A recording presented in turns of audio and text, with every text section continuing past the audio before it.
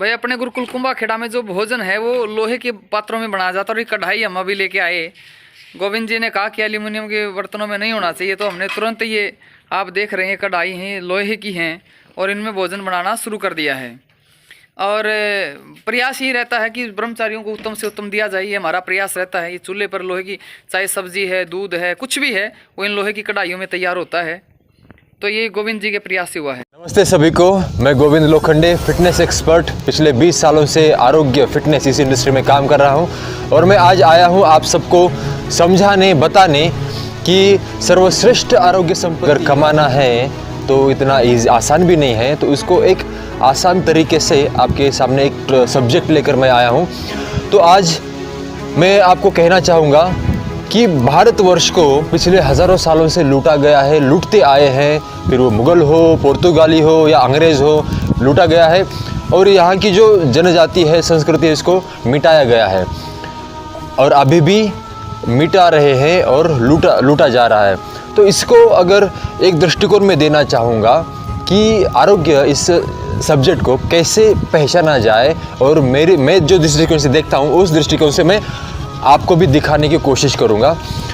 तो समझ लीजिए कि हज़ारों सालों पहले जब कहा जाता है कि महाभारत का काल था, तो 4000 पहले जाएंगे, 4000 साल पहले जाएंगे, तो तब महाभारत काल हो गया था।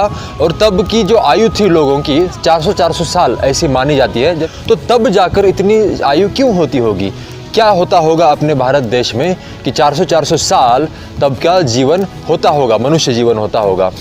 और तब के जो भीष्म पितामह थे 175 साल उनकी उम्र थी, और जो इतने ताकत थी उनमें कि वो सभी सैनिकों को 10-10 हज़ार सैनिकों को एक दिन में वो मार देते थे। तो इतनी ताकत और इतनी लंबी आयु कैसे थी?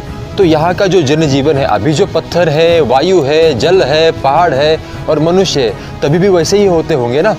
लेकिन पद्धतियाँ बदली क्यों, इसको ही मैं आपके सामने आज सही तरीके से सामने लाऊंगा कि पद्धतियाँ क्या बदली है। कि तब जो हज़ारों सालों पहले जो खाने की पद्धतियाँ थी, भोजन लेने की जो पद्धतियाँ थी, जिससे हमारी आयु बढ़ने वाली थी और शक्ति बढ़ने वाली थी, इसको मिटाया गया है और इसको हमें भ्रमित कर दिया गया है।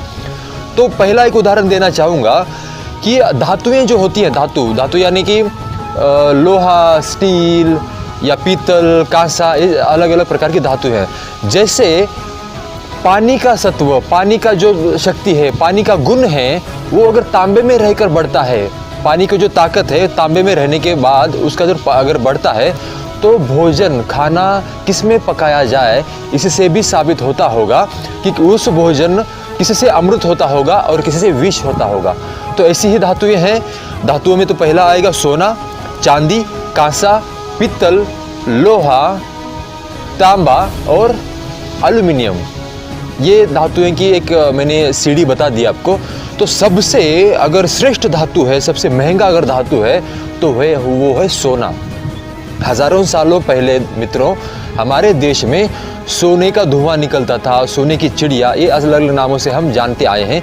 तो यही सोना जो है पहले रहता होगा, और तभी उसी ही बर्तन में सोना चांदी, इसी बर्तन में जब अन्न भोजन पकता है तो अंदर से भी वज्र समान हमारा शरीर होता है और बाहर से भी वज्र समान हमारा शरीर होता है। ये जो अगर पुराण अध्यात्म और ग्रंथों का अगर सहारा लोगे तो उसमें ही यही सामने आ जाएगा। और अगर जहर होता है, अगर कोई सही भोजन अगर इसमें पकता है, तो जो है एल्यूमिनियम में अगर भोजन पकता है तो उसका जहर होता है। टेस्ट को तो आपको सही लगेगा ही, लेकिन उसकी जो गर्म होने के बाद जो गैसेस, अलग अलग वायु जो होती है, दूषित वायु, वो भोजन में मिल जाएंगी और हमारी आयु कम हो जाएगी। यानी कि 10, 15, 20 साल बाद धीरे धीरे हमारी आयु घटती जाएगी।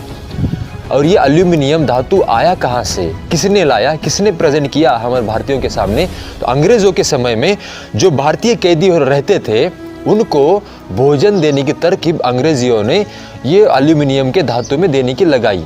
यानी कि ऐसा तो नहीं है कि उनका राशन पानी सब देकर उनकी आयु बढ़ाई जाए।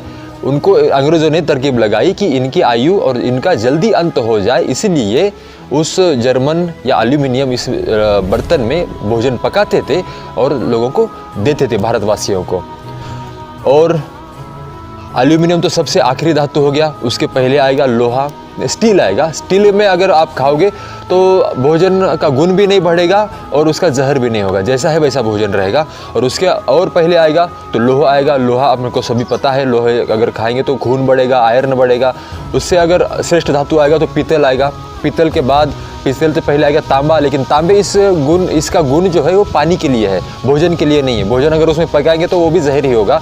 तो तांबा पानी पीने के लिए सर्वश्रेष्ठ माना जाता है। तो तांबे से पहले आएगा कांसा, ये धातु आएगा। कांसे से पहले आएगा चांदी और चांदी से पहले आएगा सोना।